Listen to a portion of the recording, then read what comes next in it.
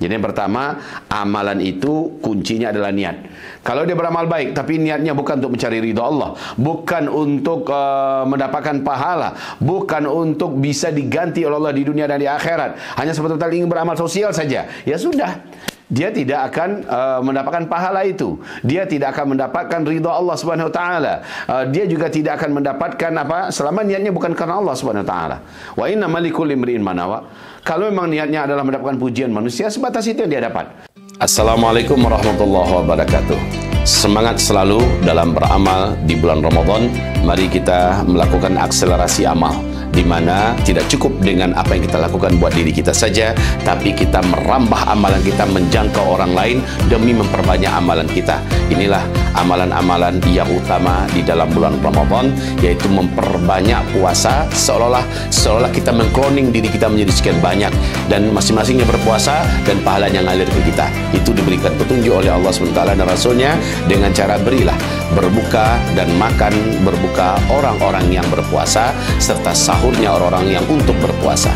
Saudara dan sahabat tercinta, sampai hari ini pesantren kita, para pemburu ilmu Allah dan para penghafal Al-Quran kita, para guru-guru dan dai-dainya, serta warga masyarakat yang kita bina dalam iman dan tauhid, seluruh mereka alhamdulillah untuk 1 minggu pertama bulan Ramadan ini sudah terpenuhi sahur dan berbuka mereka. Sekarang untuk hari ke-7, ke-8 dan seterusnya, kita menampung selebar-lebarnya, dibuka seluas-luasnya untuk 250 orang saudara-saudari, santriwan santriwati kita, guru-guru dan dai-dai kita, untuk sahur dan berbuka mereka. Tafadhal dari antum semua, per 1 orang insya Allah 50.000 sahur berbuka dan program dakwah di bulan Ramadan termasuk di situ. Kita membutuhkan 250 orang per 1 hari. Silakan diantarkan atau ditransfer ke Uzma Care ya, 716-7684-003 Bank Sedah Indonesia atas nama Uzma Care. Tapi ingat, tolong dilebihkan di angka belakangnya, angka 1 ya. Pokoknya kita mengirim 10 juta atau 5 juta 1, 10 juta 1. Berarti tim admin kita langsung paham bahwa ini dimaksudkan untuk membukakan puasa orang-orang yang berpuasa. Semoga apa yang kami sampaikan menjadi gelora dan semangat yang tidak pernah berhenti dari kita semua merangsang dan mengejar ketertinggalan kita dalam amal. Wabil khusus bulan Ramadan, bisa jadi ini adalah Ramadan terakhir kita. Jadikanlah ini Ramadan terbaik, terhebat dan terbanyak pahala kita. Barakallahu fikum, ditunggu dan dinanti. Selamat menikmati pahala bersama-sama. Assalamualaikum warahmatullahi wabarakatuh.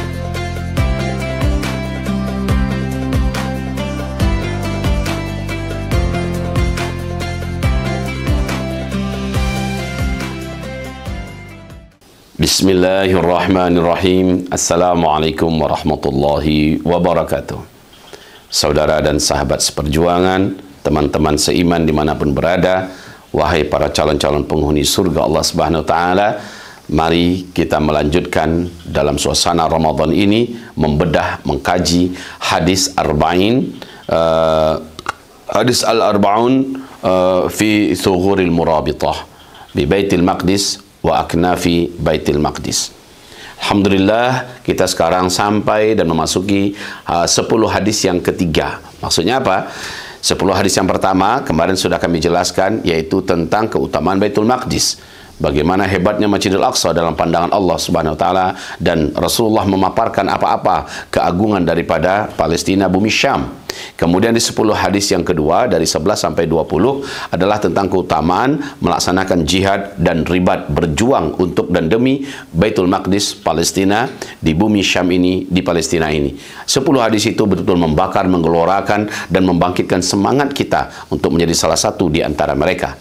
Nah, 10 hadis yang ketiga ini kita dibawa oleh kitab ini untuk fokus menghiasi dan mendandani diri kita dengan adab-adab yang layak dan pantas, sifat-sifat yang harus ada sebagai orang yang ikut berkecimpung, sebagai orang yang ikut berjuang, sebagai orang yang ikut mempedulikan, memperhatikan agar kita terhitung sebagai orang yang melaksanakan ribat atau jihad di bumi Baitul Maqdis, Palestina, untuk kemerdekaan Palestina dan Masjidil Aqsa, Palestina.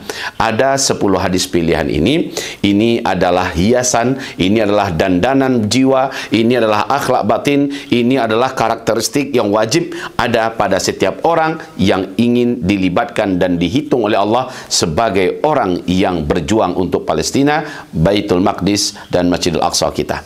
Mari kita awali dengan hadis yang pertama. Tentu saja menurut urutannya ini adalah hadis yang ke-21. Al-hadithul hadi wal ishrun. Hadis yang ke-21. Al-ikhlasu wa tajdidun niyyah. Selalu menjaga ikhlas wa tajdidun niyyah, dan memperbaharui terus niat. Jaga ikhlasmu dan perbaharui niatmu. Nah, ini penting ya. Kenapa begitu? Terkait dengan masalah ini, banyak orang-orang yang ketika dia mengirimkan bantuan, dia ingin namanya dipublikasikan. Ini sesuatu yang tentu saja akan membuat rusak. Niatnya itu bisa rusak. Nanti bisa jadi orang akan memujinya. Atau mungkin saja bisa jadi orang mencelanya. Padahal udah kayanya selangit, tapi ternyata dia cuma ikut 1 juta. Ya kan begitu? Nah, ada saat-saat di mana keikhlasan itu diuji oleh Allah Subhanahu wa taala. Atau mungkin saja kita berinfak fi sabilillah untuk perjuangan Palestina 100 juta, 50 juta, 150 juta, mungkin ada yang setengah M, mungkin ada yang sekian M. Apalagi orang-orang yang banyak tidak tahu bahwa dia termasuk orang yang sangat royal dan sangat loyal buat perjuangan Palestina. Karena tak tahu, bisa jadi dia dicela, dia dicaci oleh orang-orang yang tak tahu. Percuma saja kaya, percuma saja harta banyak, perusahaan banyak, tapi Palestina tidak dibantu. Padahal luar biasa, kita sudah membantu Palestina, hanya saja dia tidak tahu. Dan keikhlasan kita diuji saat itu. Apakah kita akan langsung buka mimbar, langsung kita pakai televisi, langsung kita akan umumkan di koran, ini bukti saya, ini transfer saya, ini bukti saya sudah. Kalau begitu, rusak sudah. Rusak amalan jihad dan ribat kita serta infak fisabilillah kita untuk Palestina. Jadi keikhlasan ini menjadi akhlak yang wajib seperti yang dikatakan oleh Imam Al-Ghazali di dalam kitab Ihya Ulumuddin, dan juga oleh Sa'id Hawa di dalam kitab Al-Mustakhlas fi Tazkiyatul Anfus. Di situ mereka menjelaskan bahwa ciri orang yang ikhlas, dia tidak menambahkan amalannya hanya karena dipuji, dan dia tidak mengurangi amalannya hanya karena dicaci maki. Jadi orang ini mau dipuji, mau dicaci maki, dia tidak akan pernah berubah, dia akan tetap berbuat. Kalau dia mempercantik amalannya bukan karena dipuji. Kalau dia memperbanyak jumlah amalannya bukan karena dipuji, tapi karena memang ingin mengupgrade amalannya itu demi mendapatkan kepujian Allah Subhanahu wa taala, ridha dan pahala dari Allah yang lebih besar. Begitu ya. Begitu juga ketika amalannya berkurang bukan karena dia dicaci, bukan karena tidak ada yang memujinya, tapi bisa jadi amalannya kurang karena kemampuannya cuma segitu saat ini. Karena bisa jadi bahwa dia kurang sehat, sehingga biasanya ibadahnya atau sedekahnya, infaknya banyak. Sekarang dalam kondisi ekonominya tak sehat, dia hanya mampu sesuai dengan kadar yang dia miliki saat ini. Tapi yang pasti dia tidak mau berhenti dari beramal. Nah, saudara dan sahabat tercinta, inilah dia judul yang pertama dari hadis yang ke-21. Sekarang mari kita membaca dan menguraikan hadis ini. Hadis ini masyhur sekali, sangat masyhur. Hadis muttafaqun alaih, Sahih Bukhari dan Sahih Muslim. Di sini versi Umar bin Khattab ya. An Umar bin Al-Khattab radhiyallahu anhuma. Dari Umar bin Khattab, semoga Allah ridha kepada mereka berdua. Qala, dia berkata, wa huwa 'alal mimbar, sementara beliau saat itu sedang berkhutbah di atas podium. Sami'tu Rasulullah sallallahu alaihi wasallam yaqul, aku mendengarkan Rasulullah sallallahu alaihi wasallam bersabda, innamal a'malu binniyat, hanya saja seluruh amalan kalian itu tergantung kepada niatnya.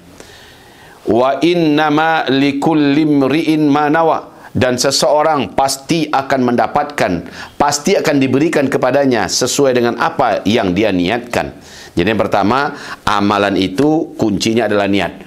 Kalau dia beramal baik, tapi niatnya bukan untuk mencari ridha Allah, bukan untuk mendapatkan pahala, bukan untuk bisa diganti oleh Allah di dunia dan di akhirat, hanya sebetul-betul ingin beramal sosial saja, ya sudah, dia tidak akan mendapatkan pahala itu. Dia tidak akan mendapatkan ridha Allah Subhanahu wa taala. Dia juga tidak akan mendapatkan apa selama niatnya bukan karena Allah Subhanahu wa taala. Wa inna malikul imri'in manawa. Kalau memang niatnya adalah mendapatkan pujian manusia, sebatas itu yang dia dapat. Kalau niatnya mendapatkan pahala yang banyak, umpamanya berinfak di jalan Allah, dibaca Al-Baqarah, surat Al-Baqarah ayat 261, di situ Allah berfirman, siapa yang berinfak satu, Allah akan ganti 700. Maka niatnya sekarang berinfak dengan niat supaya Allah mengganti 700. Dia dapatkankah ganti dari Allah 700? Pasti. Lalu di akhirat dia dapat enggak?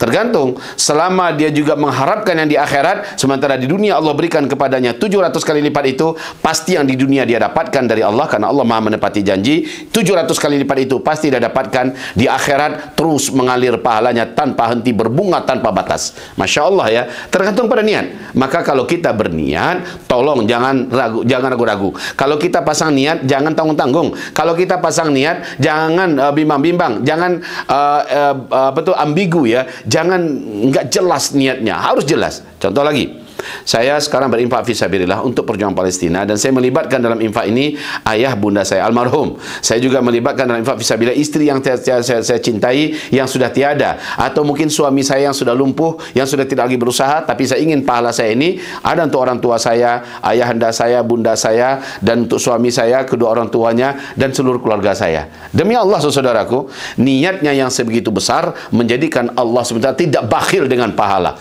Allah akan berikan sebanyak yang dia akan bisa dapatkan dari Allah dari infak fisabilillahnya itu. Untuk dirinya, untuk kedua orang tuanya, sebanyak seperti yang dia dapat. Ya, untuk masing-masing ayahnya sekian, 100, ibunya sekian, 100, suaminya 100, anak-anaknya masing-masing dapat 100. Orang-orang yang dia niatkan masuk semuanya. Dalam 100 juta yang dia infakkan itu, semua dapatkan pahala 100 juta sebanyak itu. Allahu Akbar. Jadi, wa innamal likulli imri'in ma nawa, memang niat itu menjadi kunci ya. Kunci yang akan mengkerangkeng ya, sehingga tidak keluar, tidak akan lepas sesuai dengan apa yang diniatkan. Maka jangan sampai niat kita tanggung-tanggung. Seperti kata Nabi, kalau kamu inginkan surga, kalau kamu berdoa kepada Allah diberi surga, minta, jangan tanggung-tanggung, minta betul surga Firdaus ya. Jadi begitu, jangan nanggung. Baik, kita lanjutkan. Faman kanat hijratuhu ila Allah wa rasulih fajratuhu ila Allah wa rasulih. Barang siapa yang niat hijrahnya adalah menuju kepada Allah dan menuju kepada Rasulnya, artinya demi agama Allah, demi terjaga agamanya, demi terjaga kehormatannya, demi terjaga imannya, ya, demi mendapatkan lingkungan yang bisa menyelamatkan iman dirinya dan keluarganya, ya, maka dan juga sesuai demi bisa menjalankan syariat Allah dengan totalitas, fahijratu ilallah wa rasulih, maka itulah hijrah yang akan diridhoi dan dicintai oleh Allah Subhanahu wa taala, ya, itulah hijrah yang lillahi taala. Saudara dan sahabat yang tercinta, kita kan sudah tahu banyak hari ini orang melaksanakan hijrah. Kalau saya mau hijrah kemana? Ke Australia. Wow, kenapa? Kerjaan suami saya di sana, ya terpaksa saya ikut. Bagaimana dengan kondisi agama? Ya, di sana aman, karena itu saya mau. Saya kalau nggak ada lingkungan agama di sana, tidak ada komunitas orang agama, pasti saya akan menolak. Saya akan bujuk suami saya. Tapi karena ada dan kami sudah ketemu dengan komunitas itu, di sana juga cukup kuat agamanya, saya merasa aman. Itu namanya hijrah karena Allah, ya. Walaupun dia mencari rezeki ke sana di negeri yang kafir, akan tetapi selama lingkungan dan agamanya di sana bisa terjaga, dia aman. Tapi kalau dia, ayolah kita ke Israel. Ngapain ke Israel? Pindah ke sana. Ngapain pindah ke sana? Ada peluang kerja. Suami saya dan orang-orang yang mau bergabung nanti akan dikasih kerja. Bagaimana dengan sholat kamu? Ya, kita pandai-pandai aja lah. Kita curi waktu, kita Kalau begitu, hijrahnya karena dunia, bukan karena agama. Hijrahnya adalah karena dunia. Dan dia tidak mendapatkan apa-apa. Bahkan juga tidak mendapatkan ridho Allah Subhanahu wa ta'ala. Nah, sekarang kita dengar dalam waktu terdekat, insya Allah Ta'ala, banyak peluang-peluang hijrah menuju bumi Syam, ke Suriah, ke Lebanon, Yordania, apalagi bumi Palestina, jantungnya Baitul Maqdis, terbuka peluang-peluang hijriah. Dan tentu saja nggak sembarang orang yang Allah akan izinkan masuk, ya. Allah akan sortir, Allah akan pilih hamba-hamba pilihan terbaiknya yang akan diperkenankan menjadi ahli penduduk sana. Kalau memang niat kita benar-benar lillahi ta'ala, sesuai dengan yang dikatakan Rasulullah SAW sebagai orang-orang yang muhajirin ke bumi Syam di akhir zaman, maka insya Allah kita dapatkan ini. Kita dapatkan. Kalau tak sampailah badan kita ke sana karena keterbatasan uang, keterbatasan bahasa, tidak adanya jalan, tidak adanya jembatan menuju ke sana, tidak ada orang yang bisa menjadikan kita bisa terhubung ke sana dan sebagainya, akhirnya kita tertahan di Indonesia. Sementara hati kita betul-betul ingin di sana supaya selamat iman kita. selamat nyawa kita, selamat keluarga kita. Di puncak-puncak huru-hara dan ketegangan di muka bumi terjadi serentak, tetapi sekali lagi tidak dapat jalan ke sana, kita dianggap oleh Allah Subhanahu wa taala sama dengan kajian kita yang sebelumnya ya, dianggap sudah sempurna hijrah kita ke sana. Masya Allah ya. Baik, oleh karena itu yuk kita kunci segala satunya itu dengan niat, jangan sampai tidak ada niat. Baik, lanjut. Faman kanat hijratuhu li dunya yusibuha aw imra'atin yankihuha fa hijratuhu ila ma hajara ilaih. Ada pula orang yang niat hijrahnya semata-mata karena dunia. Kenapa kamu hijrah ke sana? Ya, di sana ada peluang kerja dan saya udah daftar dan diterima, ya. Oleh karena itu saya berangkat ke sana. Kayak tadilah ceritanya ya. Atau demi ada wanita, karena istri saya adalah orang Dubai, sekarang saya pindah ke Dubai, ya. Di sana ada rumah, istri saya yang sesatunya, kedua orang tuanya meninggal harta warisan yang banyak. Ya, di sana juga ada perusahaan, jadi saya sana. Itu hijrah karena dunia itu. Hijrah karena perempuan, hijrah karena kerjaan, hijrah karena harta dan sebagainya. Maka orang yang hijrah macam ini tidak berhak mendapatkan kemuliaan dan keutamaan hijrah yang begitu agung disebut oleh Allah dalam Al-Quran, dalam hadis Nabi tentang hebatnya hijrah orang-orang yang hijrah karena Allah. Apa yang Allah siapkan untuk mereka di dunia, apa yang Allah siapkan untuk mereka di akhirat. Orang yang niat hijrahnya hanya karena dunia, itu semua tidak bisa didapatkan, walaupun hijrahnya ke Mekah, walaupun hijrahnya ke Madinah, tapi niatnya bukan karena untuk supaya lebih dekat dengan Masjidil Haram, bisa menyembah Allah, bisa sholat 5 waktu di sana, tapi niatnya karena ikut suamiku, karena di situ ada peluang kerja, dan terbukti karena niatnya untuk itu, dia nggak tertarik untuk sholat 5 waktu di Masjidil Haram, di Masjid Nabawi, dia hanya sholat di rumah, itu pun kalau masih sholat, ya. Nauzubillah. Jadi sekali lagi semuanya bergantung kepada niat. Itu pula yang terkait dengan masalah Palestina. Kalau niat kita memang hati kita untuk Palestina, dan kita niatkan uang kita ini untuk membantu perjuangan di Palestina, sampai insya Allah Ta'ala. Walaupun seandainya ada yang berkhianat, titipan kita ini dikhianatinya, dipakainya untuk kepentingan pribadi, titipan kita untuk perjuangan di sana dipakainya untuk ini, dipotong begini dan sebagainya, Allah Subhanahu Wa Ta'ala telah memberikan kepadanya sempurna sesuai dengan yang dia niatkan. Jadi tidak pernah kalah orang yang berniat lillahi ta'ala, dan tidak akan pernah ya merugi orang-orang yang memperbarui niatnya supaya senantiasa dalam keadaan totalitas semangat untuk bersama dalam perjuangan di Palestina. Barakallahu fikum, saudara dan sahabat tercinta, jagalah niatmu, jagalah hatimu, dan perbaruilah selalu niat itu, karena orang-orang yang menjaga niatnya ikhlas lillahi ta'ala, memperbarui niatnya, akan sulit dikencongkan, akan sulit dikecohkan, akan sulit diselewengkan, disimpangkan, dan dibawa meleset oleh setan rajim, insyaallah ta'ala. Barakallahu fikum, subhanakallahumma bihamdika, asyhadu an la ilaha illa anta, astaghfiruka wa atubu ilaik. Wabillahi taufiq wal hidayah. Wassalamualaikum warahmatullahi wabarakatuh.